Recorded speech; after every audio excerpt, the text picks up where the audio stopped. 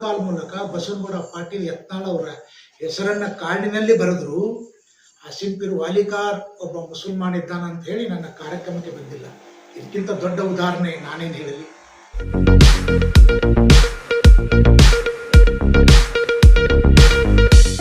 R1 news में आपका स्वागत है। मैं आपके साथ फरहान नाज। ಮಾಧ್ಯಮದ ಬಂಧುಗಳಿಗೆ ಸ್ವಾಗತ ಮತ್ತು ನಮಸ್ಕಾರಗಳನ್ನು ಹೇಳುತ್ತಾ, ನಾನು ಹಸೀಂಪೀರ್ ವಾಲಿಕಾರ್, ಆಮ್ ಆದ್ಮಿ ಪಕ್ಷದ ವಿಜಯಪುರ ನಗರ ಮತಕ್ಷೇತ್ರದ ಅಭ್ಯರ್ಥಿ. ಇಂದು ಬಹಳ ಪ್ರಮುಖವಾದಂಥ ಸುದ್ದಿಯನ್ನು ಮಾಧ್ಯಮದ ಮೂಲಕ ಹೇಳಲಿಕ್ಕೆ ಇಚ್ಛೆ ಪಡ್ತೇನೆ. ನಗರದಲ್ಲಿ, ರಾಜ್ಯದಲ್ಲಿ ನಿರುದ್ಯೋಗ ಸಮಸ್ಯೆ ಬಹಳಷ್ಟು ಉಲ್ಬಣಗೊಂಡಿದೆ. ಯುವಕರು, ವಿದ್ಯಾವಂತರು ನಿರುದ್ಯೋಗಿಗಳಾಗಿದ್ದಾರೆ.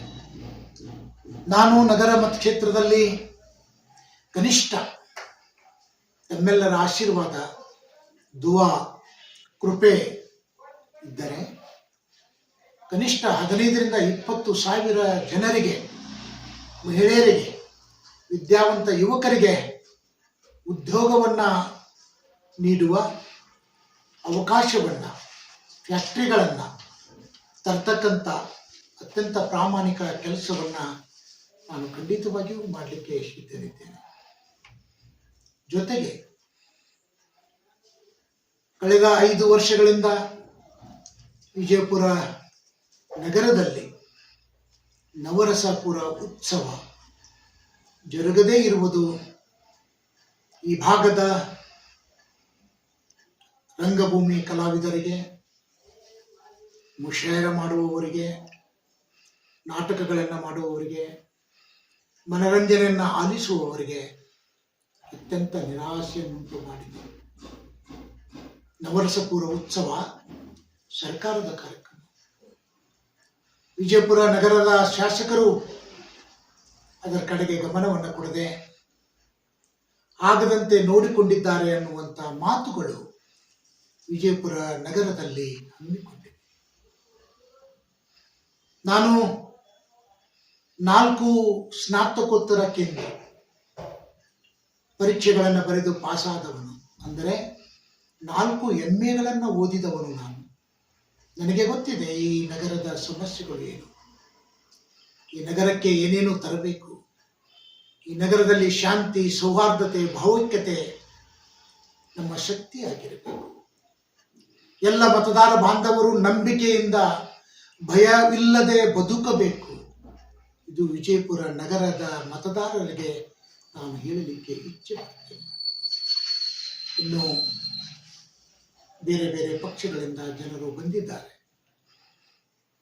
ಯಾರು ಆಯ್ಕೆಯಾದರೆ ವಿಜಯಪುರ ನಗರ ಶಾಂತಿಯುತವಾಗಿರುತ್ತದೆ, ಸೌಹಾರ್ದತೆಯಿಂದ ಬದುಕಲಿಕ್ಕೆ ಸಾಧ್ಯ ಇದೆ ಅನ್ನುವುದನ್ನು ಮತದಾರರು ತೀರ್ಮಾನಿಸುತ್ತಾರೆ.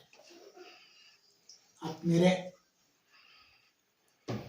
ಶ್ರೀ ಕೇಜ್ರಿವಾಲ್ ಅವರು ಯುವಕರಿಗೆ, ಮಹಿಳೆಯರಿಗೆ ಉದ್ಯೋಗದ ಜೊತೆಗೆ ತಿಂಗಳಿಗೆ 20,000 ರೂಪಾಯಿಯ ಸೌಲಭ್ಯವನ್ನು ಕೊಡ್ತಕ್ಕಂಥ ಅದ್ಭುತವಾದಂಥ ಯೋಜನೆಗಳನ್ನು ಮಾಡಿ ಯಶಸ್ವಿಗೊಂಡು ದೆಹಲಿ ಮತ್ತು ಪಂಜಾಬ್ದಲ್ಲಿ ಅಧಿಕಾರವನ್ನು ಹಿಡಿದಿರುವುದು ಸಮಸ್ತ ವಿಜಯಪುರ ನಗರ ಮತಕ್ಷೇತ್ರದ ಜನರಿಗೆ ತಿಳಿದಿರುವ ಸಂಗತಿ. ಆ ಕಾರಣಕ್ಕಾಗಿ ಜಾತಿ, ಮತ, ಪಂಥ, ಭಾಷೆ, ಲಿಂಗ, ವರ್ಣ ಎನ್ನದೆ ಆಮ್ ಆದ್ಮಿ ಪಕ್ಷಕ್ಕೆ ಈ ಬಾರಿ ಅವಕಾಶವನ್ನು ಮಾಡಿಕೊಡಿ. ಕೇಜ್ರಿವಾಲ್ ಅವರು ನಮ್ಮ ನಾಯಕರು, ಪೃಥ್ವಿರೆಡ್ಡಿ ಅವರು ನಮ್ಮ ರಾಜ್ಯ ನಾಯಕರು, ಬಹಳಷ್ಟು ಪ್ರಾಮಾಣಿಕವಾಗಿ ಕೆಲಸವನ್ನು ಮಾಡತಕ್ಕಂಥ, ಗೌರವದಿಂದ, ಘನತೆಯಿಂದ ಜನರ ಆಶೋತ್ತರಗಳಿಗೆ ಸ್ಪಂದನೆ ಮಾಡತಕ್ಕಂಥ ಪಕ್ಷ ಯಾವುದಾದ್ರಾಗಿದ್ದರೆ ಅದು ಆಮ್ ಆದ್ಮಿ ಪಕ್ಷ ಅನ್ನೋದನ್ನು ನಾವೆಲ್ಲರೂ ಗಮನಿಸಬೇಕು. ಆ ಕಾರಣಕ್ಕಾಗಿ ಬರುವ ಮೇ 10ರಂದು ನಡೆಯುವ ಮತದಾನದಲ್ಲಿ ಎಲ್ಲರೂ ಭಾಗವಹಿಸಿ ಶಾಂತಿಯಿಂದ, ನೆಮ್ಮದಿಯಿಂದ, ಭಾವೈಕ್ಯತೆಯಿಂದ ಈ ಚುನಾವಣೆಯಲ್ಲಿ ಪಾಲ್ಗೊಂಡು ವಿಜಯಪುರ ನಗರದ ಸಾಮರಸ್ಯವನ್ನು, ಸುಂದರವಾದಂಥ ವಾತಾವರಣವನ್ನು, ರಾಜಕೀಯ ಕಲುಷಿತವಾಗದೆ ಸುಂದರವಾದಂಥ ವಾತಾವರಣದೊಂದಿಗೆ ಮತದಾರರು ಮತದಾನ ಮಾಡಬೇಕು. ನಾನು ಬಹಳ ಬಾರಿ ಒಂದು ಮಾತನ್ನು ಹೇಳಿದ್ದೇನೆ, ಮತ್ತೊಮ್ಮೆ ಹೇಳಲಿಕ್ಕೆ ಇಚ್ಛೆ ಪಡುತ್ತೇನೆ. ಪಕ್ಷಗಳ ಮಧ್ಯದಲ್ಲಿ ಚುನಾವಣೆ ನಡೆಯಬೇಕೇ ಹೊರತು ಜಾತಿಗಳ ಮಧ್ಯದಲ್ಲಿ ಚುನಾವಣೆ ನಡೆಯಬಾರದು. ಆ ಕಾರಣಕ್ಕಾಗಿ ಭಾರತದ ದೇಶದ ಸಂವಿಧಾನದ ಶಿಲ್ಪಿ, ಈ ದೇಶದ ಹಣೆಬರವನ್ನು ಬದಲಾಯಿಸಿದ ಡಾಕ್ಟರ್ ಬಾಬಾ ಸಾಹೇಬ್ ಅಂಬೇಡ್ಕರ್ ಅವರ ಆಶಯಗಳು ಚುನಾವಣೆಯಲ್ಲಿ ಈಡೇರಬೇಕು. ಹಣ, ಹೆಂಡ, ಶಕ್ತಿ ಇವು ಯಾವುಗಳು ನಡೀಬಾರದು. ಆ ಕಾರಣಕ್ಕಾಗಿ ದಿಲ್ಲಿ ಮತ್ತು ಪಂಜಾಬ್ದಲ್ಲಿ ಆಮ್ ಆದ್ಮಿ ಪಕ್ಷ ಆಡಳಿತಕ್ಕೆ ಬಂದಿತ್ತು. ನಾವು ಹೇಗಿದ್ದೇವೆ, ನಮ್ಮ ಬದುಕೇನು, ನಾವು ನಡೆದು ಬಂದ ದಾರಿ ಏನು, ನಾನು ಬೆಳೆದ ರೀತಿ ಏನು, ನಾನು ಯಾವ ರೀತಿಯಾಗಿ ಬೆಳೆದು ಬಂದೆ, ಏನು ಓದಿಕೊಂಡೆ, ಜನರೊಂದಿಗೆ ಹೇಗೆ ಬೆರೆತುಕೊಂಡಿದ್ದೇನೆ ಅನ್ನುವ ಎಲ್ಲ ವಿಚಾರಗಳನ್ನು ಗೌರವಾನ್ವಿತ ಮತದಾನ ದೇವರುಗಳು ಅರಿತುಕೊಂಡಿದ್ದಾರೆ. ಈ ಬಾರಿ ವಿಜಯಪುರ ನಗರದಲ್ಲಿ ಒಂದು ವಿಶೇಷವಾದಂಥ ಫಲಿತಾಂಶ, ಅಚ್ಚರಿಯ ಫಲಿತಾಂಶ, ಪ್ರಾಮಾಣಿಕ ಫಲಿತಾಂಶ, ಶಾಂತಿಯ ಫಲಿತಾಂಶ ದೊರೆಯುತ್ತದೆ ಅನ್ನುವಂಥ ನಂಬಿಕೆ, ವಿಶ್ವಾಸ, ಹಂಬಲ ನನ್ನಲ್ಲಿದೆ. ನಾನು ಎಲ್ಲ ಮತದಾರರ ಮನಸ್ಸನ್ನು ಗೆಲ್ತಕ್ಕಂಥ ಕೆಲಸದ ಕಡೆ ಗಮನ ಹರಿಸಿ ಚುನಾವಣೆಗೆ ಅಣಿಯಾಗಿದ್ದೇನೆ. ನಾನು ಹಾಸಿಂಪೀರ್ ವಾಲಿಕಾರ್, ಆಮ್ ಆದ್ಮಿ ಪಕ್ಷದ ಅಭ್ಯರ್ಥಿ, ವಿಜಯಪುರ. ಅಭಿವೃದ್ಧಿ ಮಾಡಿದ್ದಾರೆ ಅನ್ನುವ ಮಾತು ಸರಿಯಲ್ಲ. ಏನು ಅಭಿವೃದ್ಧಿ ಮಾಡಿದ್ದೀರಿ? ನಾಗರಿಕ ಸೌಲಭ್ಯಗಳು ಮಾಡಲೇಬೇಕು, ಬಸ್ಸುಗಳು ಓಡಲೇಬೇಕು, ರಸ್ತೆಗಳು ಇರಲೇಬೇಕು, ಕುಡಿಯುವ ನೀರು ಈ ಹಿಂದಿನವರು ಯಾರೂ ಮಾಡಿರಲಿಲ್ಲೇನು? ನೀವು ವಿಶೇಷವಾದಂಥದ್ದನ್ನು ಏನು ಮಾಡಿದ್ದೀರಿ? ಯುವಕರಿಗೆ, ಎಷ್ಟು ಜನರಿಗೆ ಮಹಿಳೆಯರಿಗೆ ಉದ್ಯೋಗ ನೀಡಿದ್ದೀರಿ? ನವರಸಪೂರ್ವ ಉತ್ಸವ ಏಕೆ ಆಗಲಿಲ್ಲ? ಎಷ್ಟು ಜನರಿಗೆ ನೀವು ತರಬೇತಿಯನ್ನು ನೀಡುವುದರ ಮೂಲಕ ಅವರ ಬದುಕನ್ನು ಕಟ್ಟಿಕೊಟ್ಟಿದ್ದೀರಿ? ಯಾವ ಜನಾಂಗಕ್ಕೆ ನೀವು ವಸತಿಯ ಸೌಲಭ್ಯವನ್ನು ಮಾಡಿಕೊಟ್ಟಿದ್ದೀರಿ? ವಿಜಯಪುರ ನಗರದ ನೂರಾರು ಉತ್ತಮವಾಗಿರುವಂಥ ಗುತ್ತಿಗೆದಾರರಿಗೆ ಯಾವ ಕೆಲಸಗಳನ್ನು ಕೊಟ್ಟಿದ್ದೀರಿ? ಹೇಗೆ ಹಂಚಿಕೆ ಮಾಡಿದ್ದೀರಿ? ಎಲ್ಲ ಗುತ್ತಿಗೆದಾರರು ನಿಮ್ಮಿಂದ ಸಂತೃಪ್ತರಾಗಿದ್ದಾರೆ? ಬಹಳ ಆಲೋಚನೆ ಮಾಡುವಂಥ ವಿಷಯ ಇದು. ಸರ್ಕಾರ ನಿಮ್ಮದೇ ಇರುವಾಗ ಅದನ್ನು ದುರ್ಬಳಕೆ ಮಾಡಿಕೊಂಡಿದ್ದೀರಿ. ನಗರಸಭೆ ಚುನಾವಣೆ ನಡೆದು ಎಷ್ಟು ದಿನವಾಯಿತು? ಮೇಯರ್ ಮತ್ತು ಉಪಮೇಯರನ್ನು ಮಾಡಿ ನಗರಸಭೆಯ ಸದಸ್ಯರಿಗೆ ಅಧಿಕಾರ ಕೊಡಬಹುದಾಗಿತ್ತಲ್ಲ, ಯಾಕೆ ಕೊಡಲಿಲ್ಲ? ಎಲ್ಲವೂ ಪ್ರಶ್ನೆಗಳಿವೆ. ನೀವು ಕೆಟ್ಟವರು ಅಂತ ನಾನು ಹೇಳಲಿಕ್ಕೆ ಸಿದ್ಧನಿಲ್ಲ, ಆದರೆ ಜನರ ಸಮಸ್ಯೆಗಳನ್ನು ಆಲಿಸುವಲ್ಲಿ ನೀವು ವಿಫಲರಾಗಿದ್ದೀರಿ, ಪರಿಪೂರ್ಣತೆಯನ್ನು ಹೊಂದಲಿಲ್ಲ. ಅನೇಕ ಜನರನ್ನ ತುಳಿದು ಹಾಕಿದ್ದೀರಿ. ರಾಜಕೀಯ ಭವಿಷ್ಯದೊಂದಿಗೆ 2ನೇ ದರ್ಜೆಯ ನಾಯಕರನ್ನ ನೀವು ಬೆಳೆಸಲಿಕ್ಕೆ ವಿಫಲರಾಗಿದ್ದೀರಿ. ನಗರದ ಸಾಮರಸ್ಯ ಉಳಿಕೊಳ್ಳಲಿಕ್ಕೆ ನಿಮ್ಮ ಯಾವ ಕಾಣಿಕೆಯೂ ಉಳಿದಿಲ್ಲ. ಅದೇ ಬರುವ ದಿನಮಾನಗಳಲ್ಲಿ ನಾಮಿನೇಷನ್ ಆದಮೇಲೆ ಸುದೀರ್ಘವಾದಂಥ ಚರ್ಚೆಗಳು ನಡೀತವೆ. ಮಾನ್ಯ ಯಾರು ಕ್ಷೇತ್ರದಲ್ಲಿ ಉಳಿದುಕೊಳ್ತಾರೆ, ಆವಾಗ ಜನರು ಇದ್ದವರಲ್ಲಿ ಯಾರು ಶುದ್ಧ ಎನ್ನುವ ವಿಚಾರದಲ್ಲಿ ಮತದಾನವನ್ನು ಮಾಡ್ತಾರೆ ಅನ್ನುವಂಥ ಮಾತು ನನ್ನದಾಗಿದೆ.